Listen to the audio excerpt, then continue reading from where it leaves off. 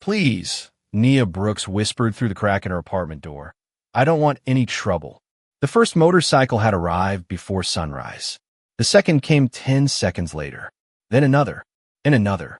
By 6:12 a.m., the narrow street outside her aging brick building was full of chrome, black leather, and the low thunder of nearly 100 engines idling beneath the blue-gray morning sky. Nia stood barefoot on the thin carpet of her studio apartment, one hand pressed against the doorframe, the other holding a folded eviction notice she had read so many times the paper had softened at the creases. Past the blinds, headlights cut across rain-dark pavement. Neighbors were watching from behind curtains. Mrs. Alvarez from 2B had opened her window 2 inches, then closed it again. Somewhere downstairs, a baby started crying. Nia swallowed hard. She had spent the night trying to figure out how to stretch $43 into rent, groceries, and bus fare. She had no answers. She had no family nearby. And now, for reasons she could not understand, a line of bikers had stopped in front of her home as if they had come looking for her. The engines went quiet one by one. The silence that followed felt even louder. Nia looked down at the eviction notice. Final notice. Payment due by midnight. Her chest tightened. Maybe the landlord had called someone. Maybe the man from last night had told people she had caused trouble. Maybe kindness had finally become the kind of mistake her mother had warned her about, the kind that followed you home. A heavy knock landed against the door. Not angry, not rushed, just firm enough to make the coffee mug on her counter tremble. Nia did not move. Another knock came, then a man's voice, rough around the edges but calm. Miss Brooks. She closed her eyes. Nobody called her Miss Brooks unless they were about to give her bad news. She remembered the rain from the night before, the flickering gas station sign, the smell of wet asphalt and gasoline. The old biker slumped beside his motorcycle, one hand gripping the curb as though the whole street had tilted beneath him. She remembered his faded leather vest, the silver wings on the back, the way everyone inside the convenience store had looked away. She remembered the $8 in her palm, 2 crumpled bills, her last bus fare, her last chance to get across town for the morning meeting that might have helped her save the little food truck dream she kept folded inside a notebook beneath her bed. And she remembered making the choice anyway. Outside, the man knocked once more. Miss Brooks, he said, softer this time. We're here because Hawk told us what you did. Nia's fingers tightened around the eviction notice. Her heart beat once, hard enough to hurt. Then she looked through the peephole. At the center of the street stood the man she had helped in the rain. He looked steadier now, older than she remembered. His gray beard was damp at the edges, and in one hand he held a small white receipt protected inside a clear plastic sleeve. Across the top, in faded black ink, was the number that had changed everything. $8. The receipt shook slightly in Hawk Bennett's hand as he stood beneath the washed-out streetlight, surrounded by rows of silent motorcycles. Nia stared at it through the peephole, unable to make herself reach for the lock. The number at the bottom looked too small to matter. $8. That was all. It had bought a bottle of orange juice, a turkey sandwich, and enough time for an ambulance to arrive. But the men outside her building were not looking at it like it was small. They were looking at it like it was proof of something rare. Hawk lifted his eyes toward her door. You did not know my name, he said. You did not know what patch I wore. You did not know whether I could pay you back. Nia said nothing. Her throat had gone dry. In the hallway behind her, the refrigerator hummed, then clicked off. The apartment suddenly felt too quiet, too narrow, too exposed. Hawk glanced at the receipt again. You just saw somebody who needed help. His voice was low, but it carried through the door with a weight that made Nia's fingers loosen around the eviction notice. She had not expected gratitude. She had especially not expected it to arrive with 100 motorcycles and a crowd of strangers in leather jackets. A few of the bikers shifted their boots on the wet pavement. One woman near the front, with silver hair tucked beneath a black bandana, pressed a hand to her chest. Another man removed his helmet and held it against his side. None of them looked angry. That almost made Nia more nervous. Hawk took one step closer to the entrance. I know you were scared, he said. You have every right to be. But we came to ask you something. Nia leaned toward the door. Ask me what? The words came out softer than she meant them to. Hawk's mouth moved, almost into a smile, but stopped before it reached his eyes. Would you open the door? Nia looked down at the paper in her hand. Final notice. She thought of the landlord's voice from yesterday afternoon, tired and impatient. She thought of the bus she had missed. She thought of the meeting across town she had been counting on, the one where she was supposed to explain why a 24-year-old line cook with no savings still believed she could build a small kitchen on wheels and feed people who had nowhere else to go. She had spent half the night replaying every choice. Maybe she should have walked past the gas station. Maybe she should have saved the money. Maybe dreams were for people who could afford to protect them. Outside, Hawk waited. Rainwater ran from the edge of the awning in a steady silver line. Finally, Nia turned the lock. The door opened only a few inches at first. Cold air slipped inside, carrying the smell of rain, engine oil, and damp leather. Hawk did not move toward her. He only held out the receipt. Up close, she saw that it had been carefully smoothed flat. My daughter used to say that the smallest things tell you who a person is, he said. $1, a minute, a seat at a table. Nia looked at him, confused. Hawk lowered his hand. She had a kitchen, he continued. A mobile one. She used it to feed people every Sunday. Behind him, the bikers grew still. After she passed, we kept it running as best we could. But we have been waiting a long time for someone who understands why it matters. Nia's breath caught. Hawk looked at the eviction notice in her hand, then back at her face. Miss Brooks, he said, we did not come here to repay $8. We came here because you may be the person we have been looking for. Nia kept one hand on the door, as if the old brass chain could protect her from a morning that had already become too large to understand. The rain had slowed to a mist, soft enough to catch in Hawk Bennett's gray beard and turn the pavement dark as slate. Behind him, the motorcycles stretched nearly half a block, their chrome reflecting the weak dawn light.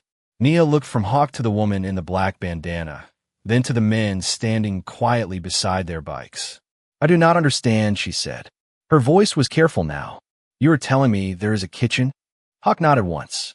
A food truck, he said. A real one. Fully equipped. My daughter called it Sunday table. The name settled between them.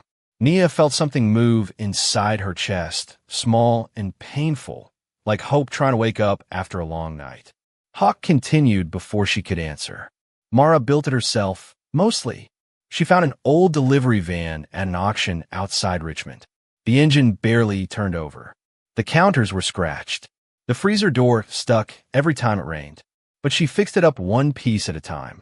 His eyes drifted toward the row of motorcycles, though Nia could tell he was no longer seeing the street in front of him. Every Sunday, she parked wherever people needed food. Outside shelters, near bus stations, at the community clinic on Maple Avenue. No forms, no questions, just a hot meal and a clean place to sit for 5 minutes. The silver-haired woman stepped forward, stopping beside Hawk. Her chili was terrible, she said, and a few of the bikers gave quiet laughs. The woman's eyes shone anyway. But nobody ever left hungry. Nia almost smiled, then looked down at the eviction notice again. It felt strange in her hand now. Too thin, too ordinary. Why me, she asked. Hawk did not answer right away. He studied her face with an expression that was not pity and not expectation. It was something steadier. Respect, maybe, because you had $8, he said, and you used all of it on a stranger who looked like trouble. Nia's cheeks warmed.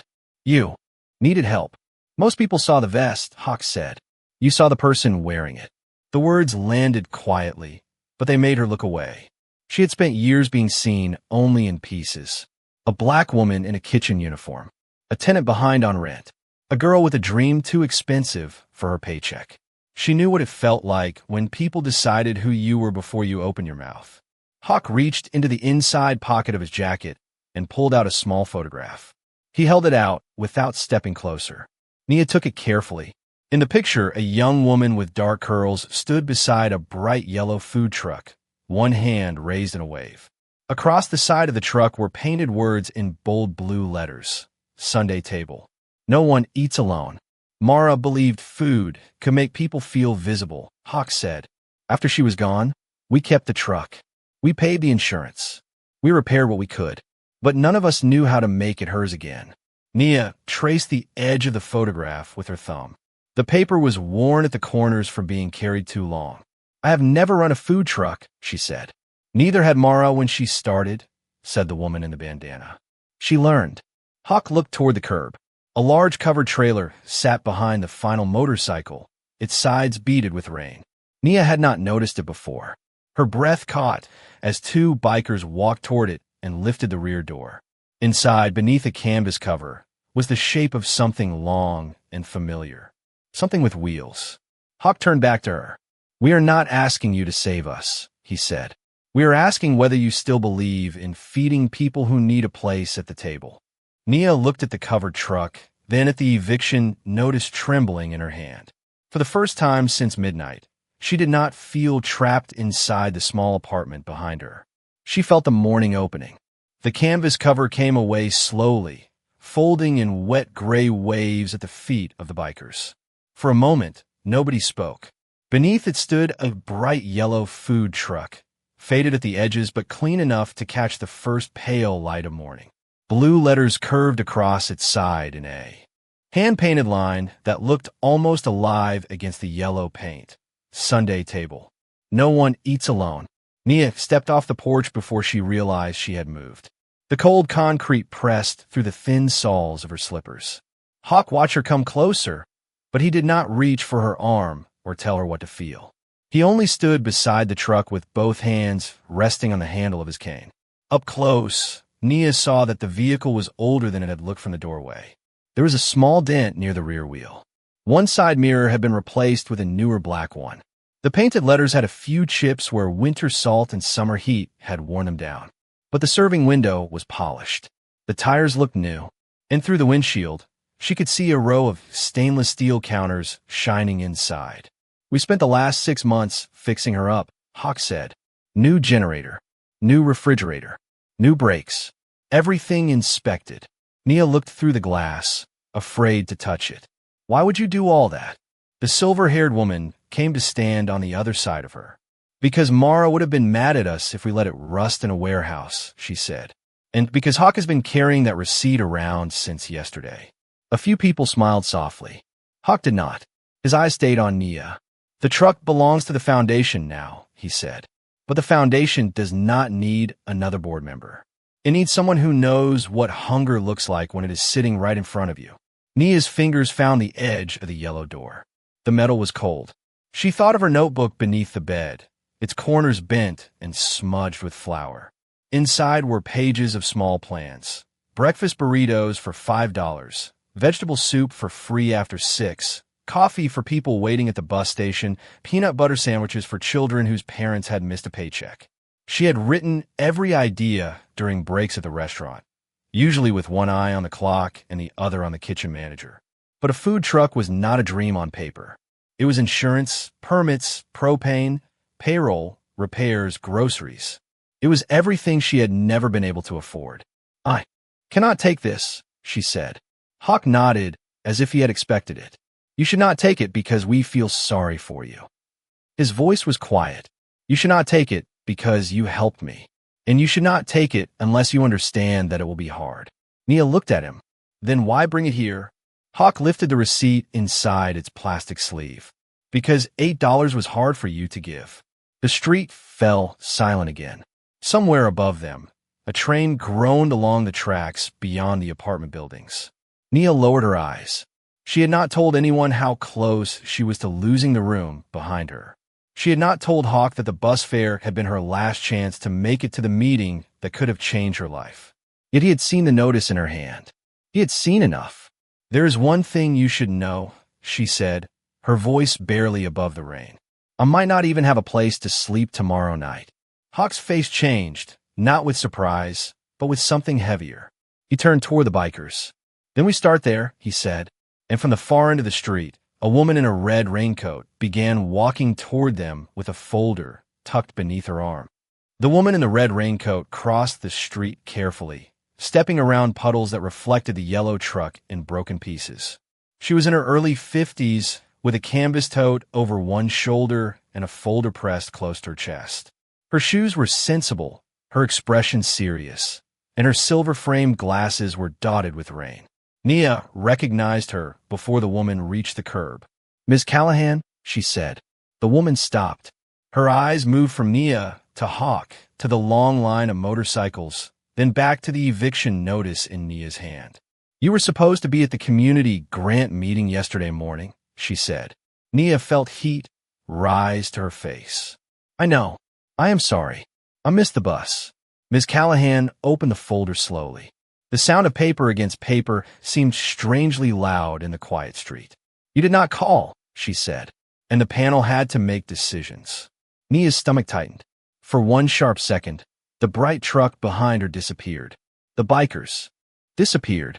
There was only the familiar feeling of watching a door close before she could reach it. "I understand," Nia said. "I should have been there." Hawk shifted beside her, but he did not interrupt. Ms. Callahan looked down at the folder, then took out a single sheet of paper. "Your proposal was the strongest one we received," she said. Nia blinked. "What?" "Your budget was not perfect. Your timeline needed work. But your idea was clear." Ms. Callahan's voice softened. "You wrote that a meal could be the first proof that someone has not been forgotten." Nia could not answer. She had written those words at 2 in the morning, sitting on the edge of her bed with a chipped mug of tea cooling beside her. She had almost deleted the sentence because it sounded too hopeful. Ms. Callahan held out the paper. "The panel voted to invite you back for a final review. We gave you until noon today to respond." Nia looked at the clock in the window of the corner store. It was 6:28 a.m. She had more time than she thought, but the relief did not settle. It only made room for another worry. "I do not have a business," she said.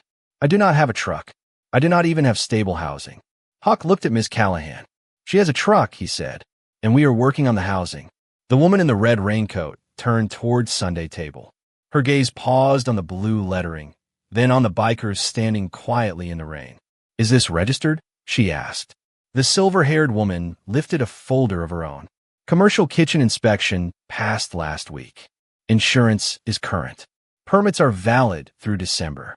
We have maintenance records, food safety certifications, and a donor agreement." Ms. Callahan took the folder, surprised despite herself. She flipped through the pages. Nia watched her face change line by line. The woman was not impressed by the motorcycles. She was impressed by the details, by the work, by the fact that someone had prepared for this moment. At last, Ms. Callahan looked at Nia. "You have until noon," she said. "Bring me a plan for how you would use this kitchen for the neighborhood." Nia glanced through the serving window at the stainless steel counters, the empty warming trays, the clean shelves waiting for ingredients. Then she looked at the folded eviction notice in her hand. Hawk reached into his jacket and handed her a pen. "Start with breakfast," he said. Nia took it. For the first time in months, the paper in her hand no longer looked like an ending. It looked like the first page of something she might still be allowed to build. Nia climbed into Sunday table with the pen still in her hand, and the first thing she noticed was the smell. Not grease, not old metal, not the sour, tired smell of a restaurant kitchen after a 12-hour shift. It smelled like lemon cleaner, warm steel, and a faint trace of cinnamon caught somewhere in the vents. The truck was quiet around her. Outside, the bikers spoke in low voices beneath the rain. Inside, every surface looked ready. A flat-top grill, 2 deep warming drawers, a refrigerator humming along the back wall. A narrow shelf held stacks of compostable bowls and paper napkins printed with a small blue sun. Nia ran her fingertips across the counter, stopping at a handwritten note taped beside the register. It read, "Feed the body first. Then listen to the story." The handwriting was uneven, almost playful. Mara, she thought. A woman she had never met had left her a sentence that felt more familiar than it should have. Hawk stepped up into the truck, but stayed near the doorway. "There are eggs in the refrigerator," he said. "Bread in the dry storage. Coffee too, though I cannot promise it is any good." Nia looked at him. "Why would I make breakfast right now?" Hawk nodded toward the street. At the corner, a city bus hissed to a stop. 3 people got off, an older man in a thin coat, a mother holding a little girl's hand, and a teenager carrying a backpack with one broken strap. They moved slowly through the gray morning, each of them looking like they had somewhere to be and nowhere warm to wait. Because your plan is due at noon, Hawk said. And plans are easier to believe when people can taste them. Nia stood very still. Miss Callahan's words returned to her. Bring me a plan for how you would use this kitchen for the neighborhood. Nia had expected charts, budgets, a clean presentation in a borrowed conference room. She had not expected a wet sidewalk, a food truck, and 100 strangers waiting without pressure. The silver-haired woman climbed the steps behind Hawk, carrying a grocery crate against her hip. Name is Renee, she said. Mara's best friend. I can crack eggs, wash dishes, or stay out of your way. Your choice. Nia looked into the crate. Eggs, oatmeal, apples, a bag of shredded cheese, 2 loaves of whole wheat bread. Enough for a simple breakfast, not a miracle. But maybe a simple breakfast was where miracles started. Can you slice the apples? Nia asked. Renee smiled. Now you're talking. Within minutes, the truck came alive. Nia tied on an apron she found hanging beside the sink. It was yellow, faded at the waist, with a tiny embroidered sunflower near the pocket. She heated the grill, listening to its first soft sizzle. She whisked eggs in a stainless steel bowl while Renee cut apples into thin, bright slices. Outside, bikers unfolded 2 small tables beneath the awning. Nobody shouted. Nobody made a show of it. They simply worked. Hawk carried a box of coffee cups from one end of the truck to the other, slower than the rest, but determined to do it himself. Nia opened the serving window. Steam rose around her face. The older man in the thin coat paused at the curb. How much? He asked. Nia looked at the empty tip jar, the rainwater slipping from the awning, the yellow truck waiting for an answer. Then she remembered the note beside the register. Feed the body first, then listen to the story. Nothing, she said. Breakfast is on us. The man stared at her for a moment, as though he had not heard correctly. Then he stepped closer. Nia placed warm scrambled eggs, toast, and apple slices into a bowl. Her hand stopped shaking. Beyond the serving window, Hawk watched her with a quiet expression. The receipt for $8 was still in his pocket. But in that moment, Nia understood something he had known all along. The gift was not the truck. The gift was being trusted with what it could become. By 8:15 a.m., the rain had thinned into a pale mist, and the line beside Sunday table had grown. Longer than Nia could see from the serving window. People came quietly at first. A man from the bus stop, the mother with the little girl, 2 maintenance workers in navy jackets, then a woman from the laundromat across the street, carrying a basket of damp clothes against her hip. Nobody asked many questions. They only accepted the warm bowls Nia handed through the window and found seats beneath the awning or along the low brick wall beside the building. The yellow truck filled the gray block with the smell of toast, cinnamon apples, and coffee. It should have felt like a dream. Instead, Nia could not stop glancing at the eviction notice lying face down beside the register. Every time the refrigerator motor clicked on, she thought of the rent she could not pay. Every time someone thanked her, she thought of the grant meeting at noon and how easily this morning could become a story people told once before moving on. Renee stood beside her at the counter, rinsing a pan in the small sink. You are thinking too loudly, she said. Nia gave a tired breath that almost became a laugh. Is it that obvious? Only to someone who has spent 30 years watching people try to carry the whole world in one hand. Renee dried the pan with a striped towel. What is it? Nia looked toward the serving window. Hawk was sitting at one of the folding tables now, speaking softly with the older man in the thin coat. His motorcycle vest hung heavy over the back of his chair. The plastic sleeve holding the $8 receipt rested on the table beside his coffee. I have to give Ms. Callahan a plan in less than 4 hours, Nia said. A real plan, not just eggs and toast in the rain. Renee nodded. You have a kitchen. You have permits. You have people who will help. I have one morning, Nia said, and I have never been responsible for something like this. Her eyes dropped to the yellow apron tied around her waist. What if I disappoint all of you? Renee did not answer immediately. She picked up one of the empty bowls from the counter and held it between both hands. Mara used to ask that question every time we tried something new, she said. First food drive. First storm shelter. Meal. First day she parked the truck outside the hospital. Nia looked at her. What did you tell her? Renee smiled, though there was sadness in it. I told her people do not need perfection when they are hungry.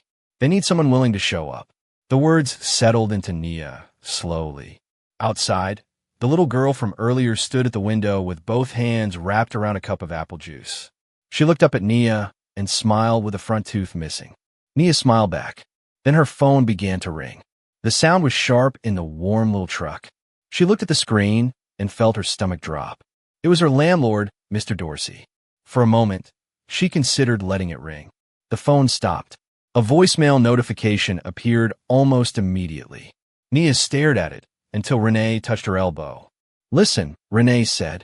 Nia stepped into the narrow space behind the truck, where rainwater dripped from the roof in a steady rhythm. She pressed the phone to her ear. Mr. Dorsey's voice came through flat and businesslike.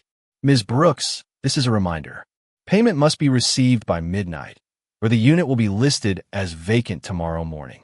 No exceptions." The message ended. Nia remained still, staring at the wet pavement. The city sounded far away. A bus rolled past. Tires whispered over the street. Somewhere behind her, a child laughed. Hawk appeared in the doorway, holding 2 paper cups of coffee. He did not ask what the message said. He only offered her 1 cup. Nia took it with both hands. "I cannot lose that apartment," she said. Hawk looked toward the row of people eating breakfast under the awning. "Then do not let fear make your next decision for you," he said. Nia shook her head. "That sounds simple when you are not the one who might be sleeping somewhere else tomorrow." Hawk's face softened. "No," he said quietly. "It sounds simple because I have been the one with nowhere else to go." Nia looked at him then, really looked, the hard lines in his face, the cane beside his leg, the grief he carried without making it anyone else's burden. Before she could say anything, Hawk reached into his jacket and placed a small brass key in her palm. "There's a room above. Our garage on Franklin Street," he said. "It is clean. It is safe. You can use it for as long as you need." Nia closed her fingers around the key, but she did not feel relieved. Not yet, because accepting help felt frightening in a way giving help never had. Hawk seemed to understand. "You do not have to decide now," he said. "Just make the plan. Let noon come first." The brass key rested in Nia's palm long after Hawk stepped back inside the truck. It was small, old-fashioned, and warm from his hand. She turned it once between her fingers, listening to the soft scrape of metal against her skin while rain tapped against the yellow side panel beside her. A room above a garage on Franklin Street. Clean. Safe. The offer should have made her feel lucky. Instead, it brought a tight ache to her throat. She had spent years telling herself that needing help was different from deserving it. One was weakness. The other was something people like her were always expected to prove. She slipped the key into the pocket of her apron and went back inside. The warmth of the grill met her first, then the smell of coffee, then Renee's voice calling for more toast. Nia moved without thinking, reaching for bread, checking the eggs, wiping a spill near the register. Her hands knew what to do even when her mind did not. But every few seconds, her eyes drifted to the notebook lying open beside the receipt. Hawk had placed it there while she was outside. Nia recognized the notebook immediately. It was hers. The faded green cover, the small grease stain near the corner. The word Sunday, table written in pencil across a blank page, followed by a list of ideas she had never shown anyone. Morning meals near bus stations. Soup after school. Coffee for overnight workers. No questions asked. She stared at it. "How did you get that?" she asked. Hawk stood near the doorway, watching the street. "Renee found it under your bed when she helped bring down your things." Nia's shoulders stiffened. "She went into my apartment?" Hawk turned toward her. "Only because your landlord came by while you were here." The truck seemed to shrink around her. "What did he say?" Hawk did not answer right away. That was answer enough. Nia walked to the serving window and looked across the street. Mr. Dorsey stood beside a dark sedan at the curb, holding an umbrella over his head. He was not alone. Dana Whitmore stood beside him in her beige coat, arms crossed, her mouth pressed into the same thin line Nia remembered from the convenience store. Dana had changed out of her uniform, but not out of the look in her eyes. She watched the food line as though every person waiting for breakfast was evidence of something she wanted to blame on someone else. Nia felt the old shame rise inside her, quick and familiar. Hawk came closer but stopped a careful distance away. He says the rent is late, Hawk said. He says he has rules. He does have rules, Nia replied. I signed the lease. That does not mean he gets to treat you like you are invisible. Nia looked at the people outside. The older man was finishing his eggs. The little girl had climbed into her mother's lap, holding her empty cup with both hands. A maintenance worker had left a $5 bill in the tip jar even though the food was free. Small things, ordinary things, proof that the world was not only made of closed doors. Ms. Callahan's grant folder sat beside the notebook. Nia picked it up and opened to a blank page. Her fingers trembled at first. Then she wrote one sentence across the top. Sunday table will serve breakfast, where people are already waiting to be seen. Renee leaned over her shoulder and nodded. That is a beginning, she said. Nia wrote again. She listed 3 morning locations: the bus station, the community clinic, the laundromat on Cedar. She added a rotating dinner stop for families working late shifts. She added a small table beside the truck where people could find information about housing, job training, and food assistance. Not because she could solve everything, because nobody should have to search alone. Outside, Dana stepped closer to the serving window. So this is your little show now, she said. Nia looked up. The words were sharp, but Nia did not flinch. She set down the pen. No, she said quietly. This is breakfast. Then she turned back to the page and kept writing. By 10:40 a.m., the rain had stopped, but the clouds still hung low over the neighborhood like damp wool. Sunday table had served its last bowl of eggs, its last slice of toast, and nearly every apple Renee had cut that morning. The sidewalk was quieter now. A few empty coffee cups rested in the recycling bin.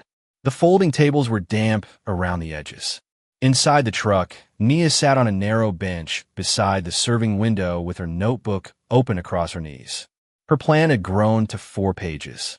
She had written about breakfast for early bus riders, dinners for families after long shifts, and a simple rule that mattered more to her than any budget line. No one would have to explain why they were hungry before they were fed. Hawk stood outside with 2 of the bikers, checking something under the hood. Renee was wiping down the counter, humming under her breath. For the first time all morning, Nia could hear the clock on her phone ticking toward noon. Then the truck door opened. Dana Whitmore stepped inside without asking.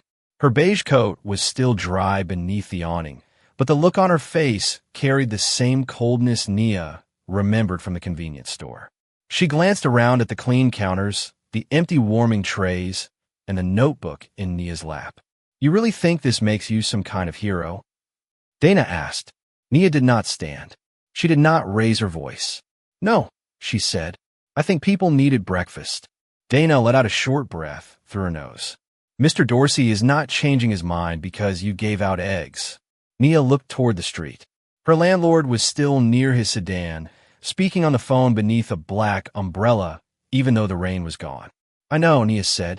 Then why are you acting like this truck solves anything? Dana asked. You are behind on rent. You missed your meeting. You have no idea what you're doing.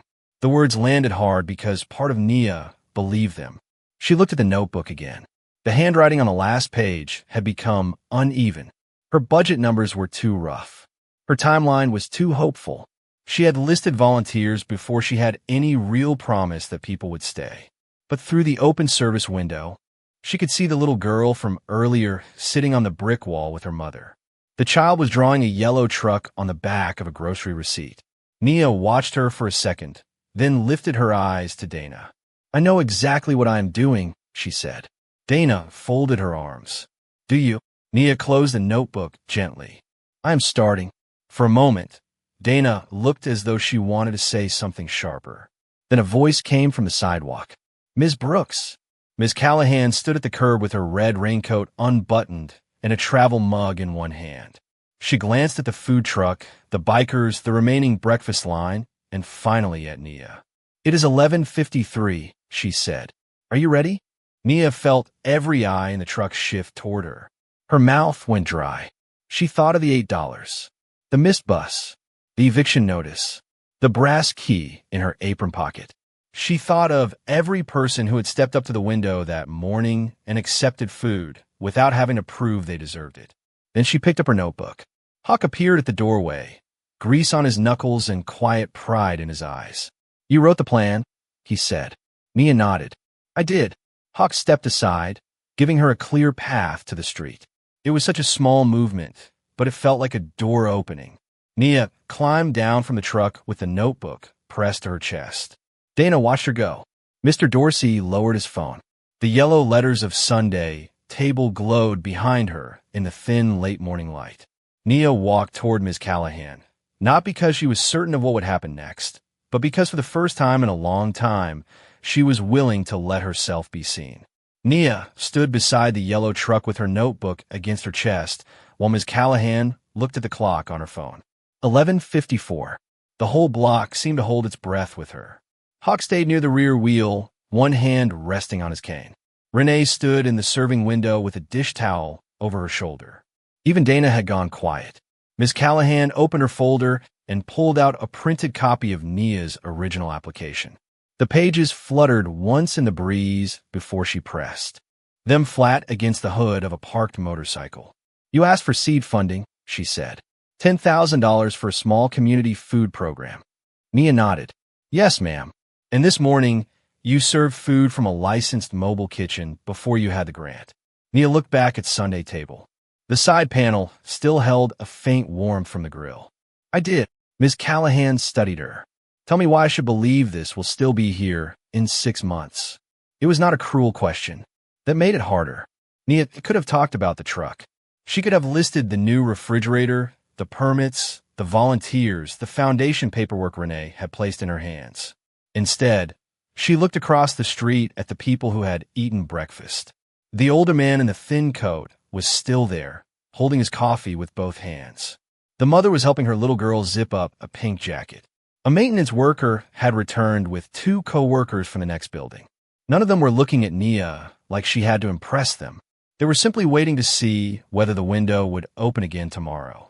"Because hunger does not disappear when a grant ends," Nia said. Her voice shook once, then steadied. "Because people who work overnight still need breakfast. Because mothers who miss a paycheck still have to feed their children. Because some people will walk past 10 places before they find one where nobody asks them to explain what went wrong." Ms. Callahan did not write anything down. "And what happens when the truck breaks down?" she asked. "What happens when donations are low? What happens when you are tired?" Nia glanced toward Hawk. He was watching her without trying to rescue her. The sight of him gave her more courage than any answer he could have offered. "Then I asked for help," she said. "Not because I cannot do the work. Because this work was never meant to belong to one person." The words settled over the street. Renee looked down for a moment. Hawk's hand tightened around his cane. Ms. Callahan turned toward the food truck. "Who owns it?" she asked. Hawk stepped forward. "The Sunday Table Foundation," he said. "It was created in my daughter Mara's name." Ms. Callahan nodded, then looked back at Nia. "And what would your role be?" Nia opened her notebook to the last page. She had written a title there only minutes earlier, then crossed it out twice because it felt too large. Now she held the page steady. "Program Director," she said. Dana gave a small, disbelieving laugh from the sidewalk. "She has 1 morning of experience." Nia turned toward her. The old instinct told her to shrink, to soften the truth until nobody could call it confidence. But she remembered the $8 in Hawk's pocket. She remembered the little girl's drawing. She remembered every person who had accepted breakfast without having to prove they were worthy of it. "I have more than 1 morning," Nia said. "I have years of knowing what it feels like to need a place like this." Dana's face changed just slightly. Ms. Callahan closed the folder. "Your final review is not next week," she said. "It is right now." Nia blinked. Ms. Callahan stepped toward the serving window and pointed to the yellow truck. "Show me how you would run it tomorrow." Nia looked at the yellow truck for 1 long second, then climbed the 3 narrow steps as if she had done it every morning of her life. The door shut behind her with a soft metal click. Outside, Ms. Callahan stood where she could see through the serving window. Hawk leaned against the side panel, quiet and still. Renee waited near the sink, her eyes bright with the kind of patience that did not need to be announced. Nia placed her notebook beside the register and took a slow breath. The kitchen smelled faintly of coffee and cinnamon apples. There were only a few eggs left in the refrigerator, half a loaf of bread, and enough coffee grounds for one small pot. Not much, but it was enough to begin. Tomorrow, we open at 6:30, Nia said. The first stop is the bus station. That is where people are already waiting before work, before school, before appointments. We keep the breakfast simple. Eggs, oatmeal, fruit, coffee. Nothing complicated. Nothing that slows the line. Ms. Callahan watched her closely. And who prepares it? Nia looked toward Renee. Renee handles the prep list and food. Safety logs. I run the grill and the serving window. We rotate volunteers in pairs, never alone. Every shift begins with inventory, and every shift ends with a count of what we used and what we need. Renee nodded once. Hawk's expression did not change, but Nia saw his shoulders ease. What about the people waiting? Miss Callahan asked. Nia reached for the stack of blue napkins and set them beside the window. Nobody gets asked personal questions for a meal, but there will be a second table. Information only. Housing resources. Food assistance. Job training. A place to write down a phone number if someone wants a follow-up. She paused. The food is not payment for asking for help. The food comes first. The words settled into the small kitchen. Then the truck door opened. Mr. Dorsey stepped inside, holding a folded copy of Nia's eviction notice in one hand. The damp air followed him. He looked uncomfortable in the tight space, his eyes moving over the clean counters, the yellow apron, the notebook filled with plans. Ms. Brooks, he said, I need to speak with you. Nia felt her body go still. She had expected this moment all morning, but not like this. Not with everyone watching. Mr. Dorsey cleared his throat. I heard there is some kind of grant review happening. There is, Nia said. Then I will be brief. He held out the notice. You still owe the rent. Nia looked at the paper, but did not take it. I know. I cannot run a building on promises. His voice was not cruel, but it was flat. Tired. I understand, Nia said. Through the serving window, she saw Dana standing near the curb. Her arms were folded again, but her face had lost some of its certainty. Miss Callahan said nothing. Hawk did not move. Nia could have asked him to help. She could have pointed to the motorcycles, the foundation, the truck, the people now standing behind her. But she did not. She looked at Mr. Dorsey and said, I am not asking you to ignore what I owe. I am asking for 2 weeks. I have a place to work now. I have a grant decision pending. I can make a payment plan.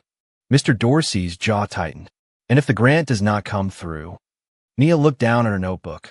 The words, Sunday table, were written across the top in her own hand. Then I still show up tomorrow, she said. I still work. I still pay what I can. But I do not quit. Before Mr. Dorsey could answer, the little girl in the pink jacket appeared at the serving window with her mother. She held out the drawing she had made earlier. A bright yellow truck beneath a blue sun. And beside it, written in crooked purple letters, were 4 simple words. Thank you for breakfast. Nia took the paper carefully.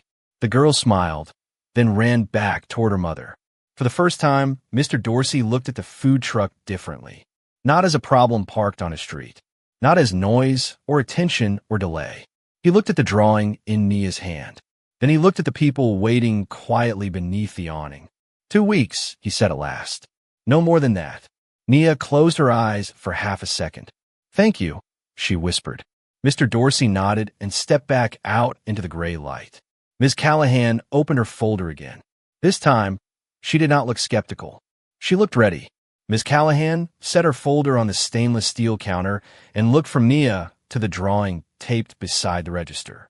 The yellow truck, the blue sun, the crooked purple letters that said, Thank you for breakfast. For several seconds, the only sound inside Sunday table was the quiet hum of the refrigerator. Then Ms. Callahan took out a single envelope with the city seal printed across the front. The grant committee met yesterday, she said. Your absence made us hesitate, but your proposal stayed with us. Nia did not reach for the envelope. Her hand was still resting on the edge of the counter, palms flat against the cool metal. I thought I lost it, she said. Ms. Callahan's expression softened. You did not lose it, she replied. You showed us why it mattered. She held the envelope out.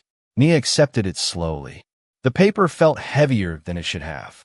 Hawk stood near the doorway, his cane angled against his leg, his face unreadable. Renee had stopped drying the counter. Even Dana, outside by the curb, had moved closer to the serving window without realizing it. Nia opened the envelope with one careful tear. Her eyes scanned the first line, then the second. The words blurred for a moment before they came into focus. Approved for immediate funding. $10,000. Nia pressed one hand over her mouth. She did not cry right away. She only stared at the page as though it might vanish if she blinked. Ms. Callahan continued gently. The funding covers initial food costs, community outreach materials, and a small operating reserve. The foundation paperwork from Sunday table satisfies the vehicle requirement. Your program begins with a 90-day review period. Nia looked up. 90 days. 90 days to prove what you already began proving this morning, Ms. Callahan said. That people will come. That your team will show up. That dignity can be part of a meal. Hawk lowered his head for a second. When he looked back at Nia, his eyes were wet, but his voice remained steady. Mara would have liked you. Nia held the letter against her chest. It was not a mansion. It was not a miracle that erased every hard thing waiting beyond the truck door. Her rent was still late. Her apartment was still uncertain. Her future was still a road she had not traveled. But there was money for groceries, a truck waiting to move, a foundation willing to trust her, and a room above a garage if she needed somewhere safe to sleep. Dana appeared in the doorway, her beige coat damp at the sleeves. She looked at Nia, then down at the floor. I was wrong, she said. The words came out quietly, almost as if she had not planned to say them. Nia did not answer at once. Dana swallowed. At the store. Today.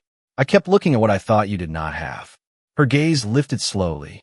I did not see what you were building. Nia felt the old anger stir, but did not take over the room.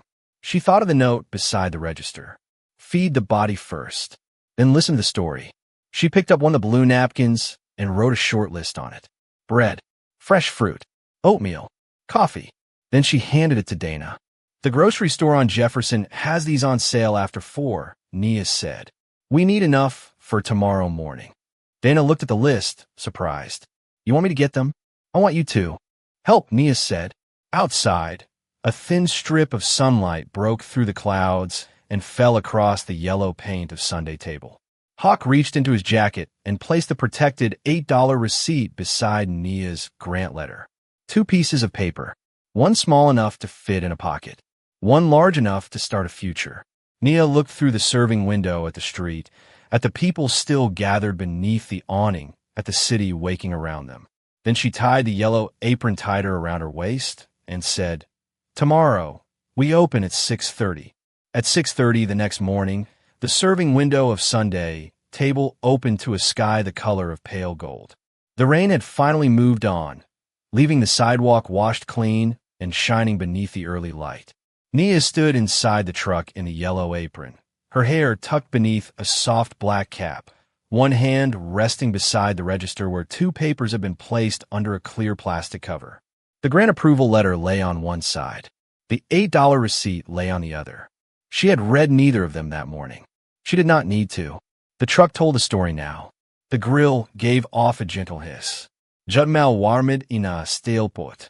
Fresh apples waited in a crate near the sink. On the counter, Dana arranged coffee cups in neat rows, checking each lid twice before setting it down. She had arrived at 5:45 with grocery bags in both hands and no excuse prepared. Nia had not asked for one. Renee handled the prep list, her silver hair tied back beneath a blue bandana. Hawk stood outside near the curb, leaning on his cane while he watched the first buses pull in. He was wearing a clean black jacket instead of his old vest, but a small pair of silver wings still rested over his heart. One by one, motorcycles rolled onto the block and parked quietly along the far side of the street. No Indians riv. No one tried to make the morning about themselves.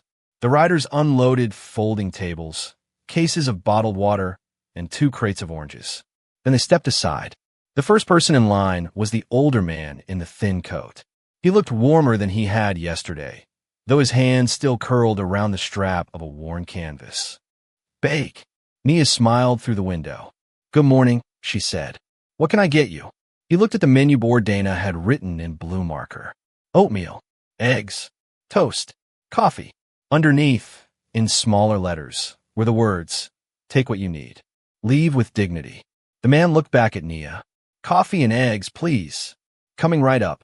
Nia filled a bowl, added toast, and placed it on the counter without asking for a name, an address, or an explanation. He accepted it with both hands. You opened, he said quietly. Nia glanced at the bright street beyond him. The mother and her little girl were approaching from a bus stop. 2 overnight nurses in navy scrubs stood behind them. A delivery driver pulled to the curb and lowered his window, asking whether the coffee was ready. The line was growing, not because someone had promised a miracle, because somebody had kept a promise to show up. Hawk stepped to the serving window as the older man found a seat. He placed a small envelope beside the register. Nia looked at it. What is this? Hawk shook his head. Not money. Inside was a photograph of Mara standing beside Sunday table, laughing into the sunlight with a wooden spoon raised in one hand. On the back, in faded ink, she had written, Feed whoever comes. Let the rest take care of itself. Nia held the picture for a moment. Then she slipped it beside the receipt and the grant letter. 3 reminders. One of a daughter who had started something beautiful. One of a stranger who had refused to walk away.